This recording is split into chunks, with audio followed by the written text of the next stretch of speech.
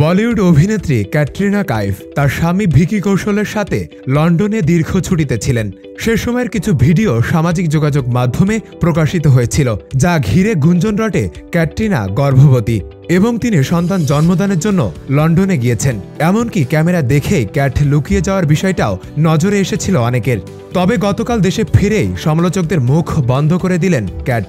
বিমানবন্দরে নামার একটি ভিডিও নেট দুনিয়ায় ছড়িয়ে পড়েছে, যেখানে দেখা যাচ্ছে ক্যাট একটি লম্বা কালো জ্যাকেট পরেছেন। গাড়িতে ওঠার সময় হাত নেড়ে মুচকি হাসলেন। সেই ভিডিওতে চোখে পড়েনি কোনো বেবি বাম্প, আর এতে ভক্ত সমালোচকদের ধারণা পাল্টে গেছে। একজন সুন্দর, উৎকৃষ্ট এবং মার্জিত বলে অভিহিত করেছেন। মেরি ক্রিসমাসের পরে ক্যাটরিনা কাইফের হাতে রয়েছে ফারহান আখতারের জিলে যারা। এই সিনেমাতে প্রিয়াঙ্কা চোপড়া এবং আলিয়া ভাটকে দেখা যাবে। তবে ছবিটির অগ্রগতি সম্পর্কে কোনো আপডেট নেই। এর বাইরেও এবছর মুক্তি পাবে তার আরও একটি নতুন সিনেমা চান্দু চ্যাম্পিয়ন।